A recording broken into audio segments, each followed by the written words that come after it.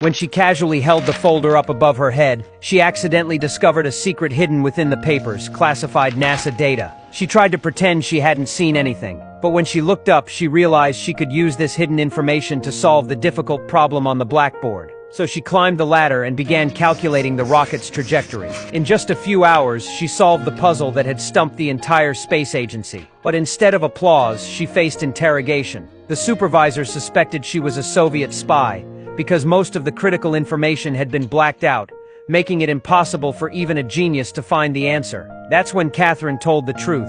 She had seen the content by holding it up to the light.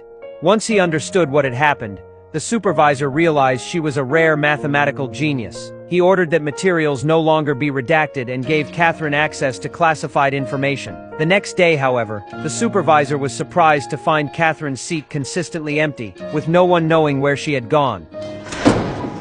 Where the hell have you been? Everywhere I look, you're not where I need you to be. It's not my imagination. Now, where the hell do you go every day? To the bathroom, sir. To the bathroom. To the damn bathroom. For 40 minutes a day? What are you doing there? We're T-minus zero here. I put a lot of faith in you. There's no bathroom for me here. What do you mean there's no bathroom for you here? There is no bathroom. There are no colored bathrooms in this building, or any building outside the West Campus, which is half a mile away. Did you know that? It turned out there were no restrooms for black employees in the entire building. Every day she had to run half a mile away just to use the bathroom. When Katherine finally voiced her frustration, she thought she would lose her job. To her surprise, the very next day, the supervisor publicly removed the colored sign from the restroom door in front of everyone. He didn't care about skin color, only about ability. No more colored restrooms. No more white restrooms. Just plain old toilets. No one could have predicted that this single act by the supervisor would help create a key figure who would change American space history. Katherine had shown remarkable mathematical talent from childhood. Her parents recognized this gift and sent her to the state's top school for black students. At just 9 years old, she was taking classes with high school students, and the math problems on the blackboard never stumped her. Even her teachers were amazed by her talent and believed she had unlimited potential. However, Katherine's life wasn't always smooth sailing. A failed marriage left her raising 3 children on her own. Fortunately, her computational skills landed her a decent position at the space agency, even though it was just in a cramped, humid basement. But this place brought together many black women like herself. In 1961, the Soviet Union's successful rocket launch put enormous pressure on America. NASA desperately needed to fast-track their rocket development. They had purchased a batch of computers, but before the equipment arrived, they urgently needed a mathematician. Surprisingly, no one in the entire white building could handle complex analytical geometry problems, so they turned to the colored computing group. Team leader Dorothy recommended Katherine because she could always handle complex data. That's how Katherine was temporarily transferred to NASA's East Wing, though her supervisor told her that black women's skirts had to be below the knee, and jewelry was limited to simple pearl necklaces. Her main responsibility would be writing research reports. Your clearance. They've never had a colored in here before, Katherine. Don't embarrass me. The supervisor's words made Katherine feel tremendous pressure, but she took a deep breath and mustered the courage to walk into the office. As soon as she entered, white colleagues mistook her for a janitor. She had no choice but to report to the secretary's office. When the secretary saw she was black, her attitude immediately became arrogant and condescending. But when the supervisor here reviewed her credentials, he didn't look down on her. Besides her regular duties, he also assigned her to double-check colleagues' calculations. However, the white team leader Paul resented this, and would deliberately black out important data before throwing the files to Katherine for review. My numbers are spot on. I will double check them, sir. No problem. At that moment, Katherine suddenly needed to use the restroom. When she asked the secretary where it was, she was told they didn't know where the colored restroom was located. Left with no choice, she grabbed her files and rushed out of the office. But after searching the entire building, she couldn't find a restroom designated for black employees. In desperation, she had to run out of NASA and sprint half a mile to the West Wing to use the bathroom. Even running the whole way, it took her 30 minutes. In the restroom, she didn't dare waste a single moment. By the time she returned to the office, she had lost a full hour, and unfinished files were piling up like mountains. It wasn't until nightfall that she finally completed all her work. However, when she handed the files to the supervisor, he threw them in the trash without even looking. It wasn't because her work was flawed. The daytime data had simply become outdated. The supervisor's requirement was actually simple. See the essence through the numbers and think around these figures. They had to find answers before problems arose, or they would never make it off Earth. On the way home, her friend Dorothy began complaining that she hadn't been promoted to supervisor, simply because she was black. For 10 years, she had never been late, working diligently and without complaint. Now she was doing a supervisor's job every day but without the corresponding promotion or raise, which felt deeply unfair. Listening to Dorothy's frustrations, Katherine also opened up about her own feelings. She wasn't sure how much longer she could stay in her current office. Maybe 2 days, maybe a week before being demoted. When Katherine arrived home, it was already late at night, but she still couldn't rest. As a single mother, she had to bear all the heartache alone. At a community gathering, Katherine's friends introduced her to a promising match, tall, handsome Colonel Jim, who was reportedly once an accomplished pianist. Seeing their mutual attraction, the friends tactfully left them alone. However, when Jim learned that Katherine worked at NASA, his thinking remained stuck in the past. He felt such work would only exhaust women further. Jim's surprise made Katherine sense his bias against women. If I were you, I'd quit talking right now. I mean no disrespect.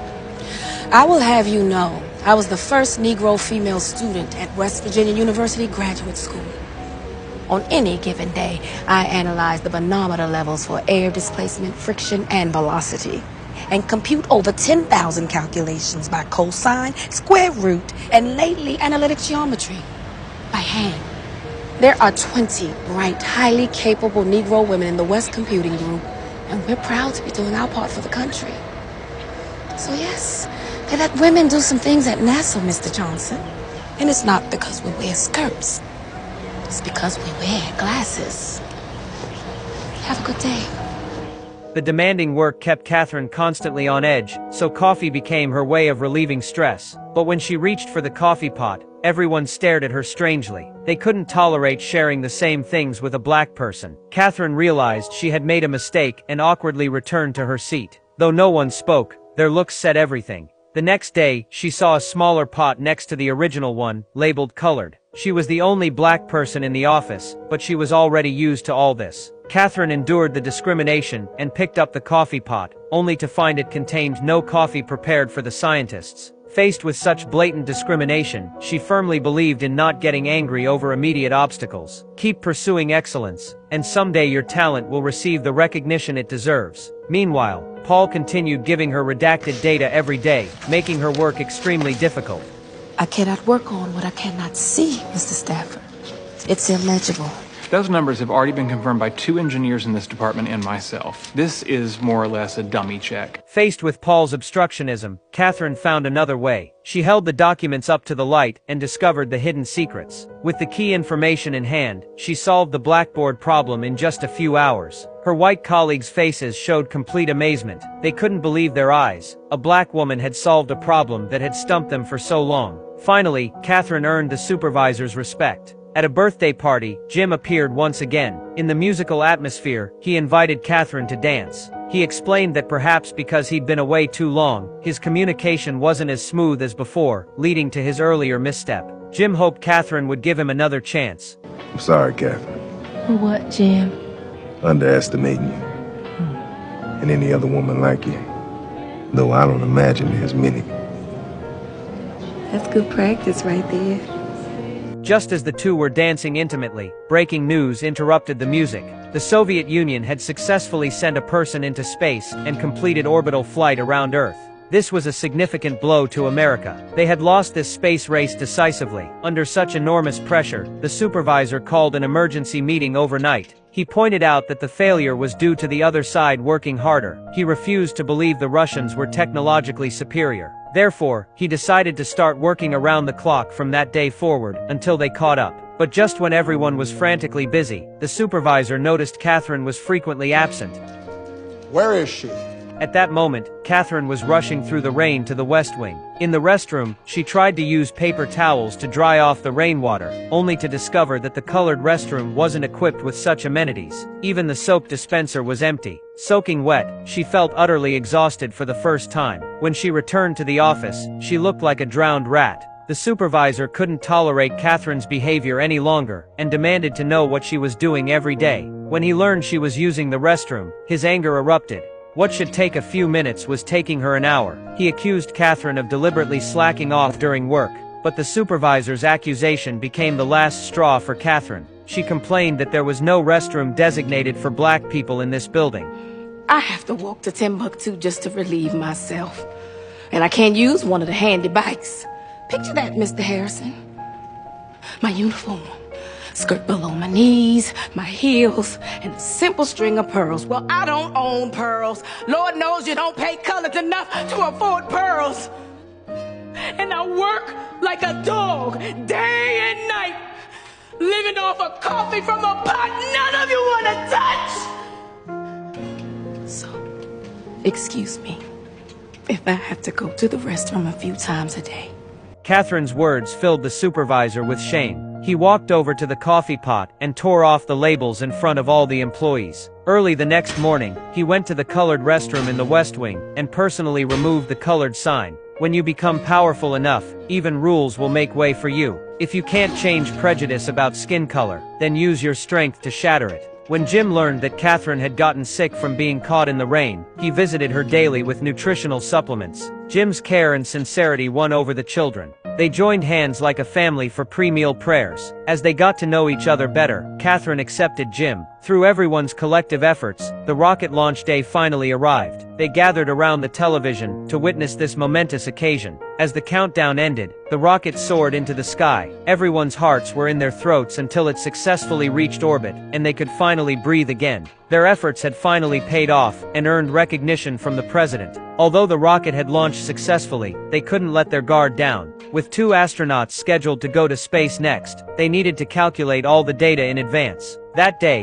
Katherine approached the supervisor, expressing her desire to calculate the Atlas rocket's trajectory ahead of time. This rocket was completely different from Freedom 7, requiring fresh calculations to ensure everything went perfectly. The supervisor realized this wasn't a simple task, but a challenge starting from scratch. He couldn't believe Katherine could handle it, as it required extremely precise calculations, like hitting a tiny target with a shotgun from 2,000 feet away. However, seeing Katherine's precise data reports and determined attitude, the supervisor finally agreed to let her try, though all data would need his approval. Paul was quite displeased with this decision. He deliberately told Katherine that computers couldn't sign reports and demanded she redo everything. Unfortunately, Freedom 7's second flight encountered setbacks. The landing point deviated from the calculated results, and the return capsule failed to land in the designated area. Thankfully, the rescue team arrived in time, saving the astronaut's life, but the space capsule sank to the bottom of the ocean and disappeared. The supervisor faced severe questioning from his superiors, making the astronauts scheduled for subsequent missions nervous. To avoid repeating mistakes, Paul explained the mission's critical aspects in detail. Although Earth's gravity constantly pulls on the space capsule, its speed is sufficient to counteract Earth's gravitational pull, allowing it to continuously orbit Earth without slowing down. They had to reduce speed at precisely the right moment to transition the capsule from an elliptical orbit to a parabolic trajectory. This step was crucial. If they slowed down too early, the capsule would burn up upon re-entry. If too late, it would escape Earth's gravity. Whether mass, speed, time, or distance, any change could affect the critical point and make all calculations worthless. Under enormous pressure, Katherine wanted to participate in meetings. Because time was of the essence, she was always behind on the latest developments, and every information update required recalculation. Katherine, that's the job. When you asked for this assignment, so just calculate with what you have, or we'll find someone who can. Her colleagues' words left Katherine with no comeback. She could only work with the data at hand. However, just as she submitted her calculations to leadership, she was told that the flight time had changed again 6 minutes earlier, the 4th time that day. Data changes meant she had to recalculate everything. Katherine grew frustrated, complaining that if she could attend meetings, she could get the latest data. Paul sternly refused, saying it was impossible because she was a woman, and a black woman at that. These words deeply hurt Katherine. She could only spend more time on calculations. The supervisor saw all of this. As expected, the data changed again, leading to another argument between them. The supervisor witnessed this scene, and Katherine seized the opportunity to express her thoughts. The rocket would launch in a few months, but the data was changing too rapidly for their mathematical calculations to keep up. Pentagon briefings are not for civilians. It requires the highest clearance. I feel like I'm the best person to present my You're not gonna calculations. let this go, are you? No, I am not. And she is a woman. There is no protocol for a woman Okay, attending I these get that meetings. part, Paul. But within these walls, who makes the rules? You, sir, you are the boss. You just have to act like one, sir. Upon entering the meeting room, Katherine felt everyone's strange looks. Facing so many high-level officials made her somewhat nervous. The meeting focused on discussing the landing area. The military wanted to narrow the range to within 20 square miles to ensure safe recovery of the space capsule. The supervisor suddenly asked what the rocket's orbital speed was. This caught Paul off guard as he scrambled to find the answer. Katherine answered without hesitation, 17,544 miles per hour. When the military asked if they could calculate the critical point, Paul replied that theoretically it was possible, but they were clearly unsatisfied with this theoretical response. Under pressure from all sides, the supervisor chose to trust Katherine. He handed her a piece of chalk, gesturing for her to give it a try. Katherine confidently walked to the blackboard. She had never doubted her computational abilities. She calmly worked through the calculations on the board, writing out the answer in just 2 hours. Her talent impressed everyone present. Okay, so that puts your landing zone at 5.0667 degrees north, 77.3333 degrees west. Right here. Give or take 20 square miles. I like her numbers. Thank you. Of course, this was based on the assumption that the space capsule could precisely enter the return point. How to ensure this was still being explored? The supervisor reluctantly went to the computer room they had been preparing for so long. With the rocket launch imminent, massive calculations had to rely on this machine. Staff told him the machine had just been calibrated. Many people didn't know how to operate it, and they needed numerous programmers to input cards. Dorothy therefore received a temporary transfer order, but she couldn't bear to leave the black women here. Personnel told her she was the only one being transferred for now, others would remain unchanged. After the rocket launched successfully, the black computing group would be disbanded. This clearly wasn't what Dorothy wanted. She stated bluntly that if she couldn't bring those women with her, she wouldn't accept the assignment. Besides, the machine needed many operators, and her women were all capable. Eventually, Dorothy convinced leadership. She led the computing group out of the damp, dark basement into a spacious, bright office. Though this was only a temporary transfer, they believed they would work there long-term in the future. Meanwhile, Katherine encountered trouble. When transitioning the space capsule from elliptical to parabolic orbit, there was no existing mathematical formula to apply. While launch and landing calculations were fine, without this conversion, the return capsule might remain stranded in orbit, unable to return. Maybe it's not new math at all. It could be old math. Something that looks at the problem numerically and not theoretically. Math is always dependable. For you, it is. Euler's method. Euler's method. Yes. That's ancient. But it works. It works numerically. Katherine immediately returned to the original computing group and found the dust-covered book. She input data according to the formulas in the book, and as she expected, successfully calculated the critical data. Additionally, since it was her birthday, Katherine went home early. Jim's appearance instantly brought some tension. Holding his family's heirloom ring, he knelt on one knee and formally proposed in front of the children. Katherine was thrilled, and before Jim could even speak, eagerly said yes. I do. I didn't ask you yet. Hurry up.